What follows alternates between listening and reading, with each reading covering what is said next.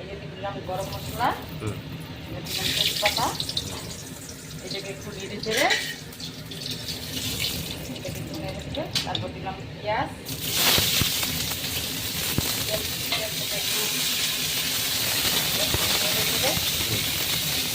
তারপরে দিয়ে একটু পেঁয়াজটা মজার জন্য একটু দিব লবণ,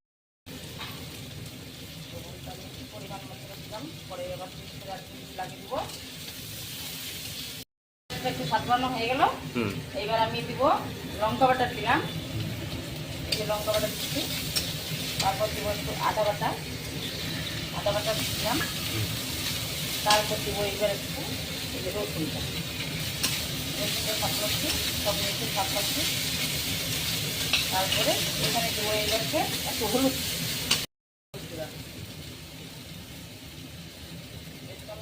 দিয়ে দিলাম। এবার নাড়াচাড়া করতে হবে। হ্যাঁ, নাড়াচাড়া করে ভাজবো।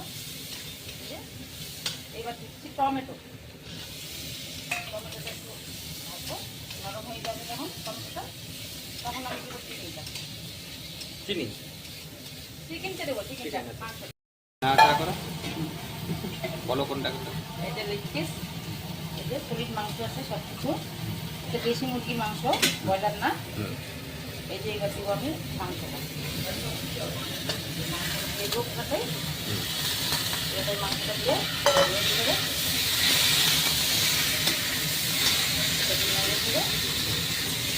ভালো করে থাকতে হবে। দাদা ঝাল কম খায়, তো ঝাল মশলা কম খায়, এই জন্য তেল কম, মশলা কম দিচ্ছি। দাদা ঝাল খায় না, মশলা খায় না, একটু তেল খায় না, তার জন্য প্লেন করে রান্না। এবারে এটাকে একটু ভেজে এবার এটাকে আমি একটু ভেজে দেবো, ভেজে দিয়ে 10 মিনিটের মতো জাল সময় দিয়ে রেখে দেবো। এটাকে থাকলাম, এটা 10 মিনিট ঢেকে দিলাম। এই যে গ্যাসটা একটু কমাই দিলাম, হতে থাক। ঠিক আছে, হ্যাঁ।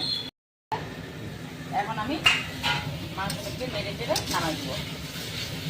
এটা হলো দেশি মিষ্টি, তেল মশলা কম দিয়ে বানাইলাম, একদম হালকা করে, সব তেল মশলা কম আছে। এটাকে তেল মশলা খাওয়া কম ভালো, বেশি তেল মশলা খেলে গ্যাস্ট্রিক হয়ে যায়, এই হয় ওই হয়, তার জন্য তেল মশলা কম দিয়ে রান্না হয়ে গেল একদম দেশি মুরগি। হ্যাঁ, দেশি মুরগি। দেখে বলবা কেমন হয়েছে।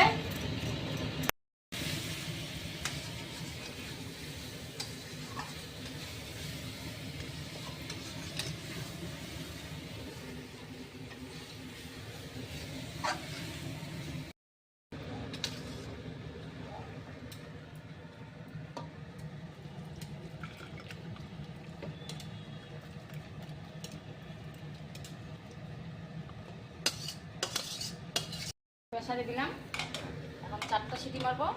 4টা সিটি মারলে আমাদের দেশি মুরগির ঝোল কমপ্লিট। ব্যাস।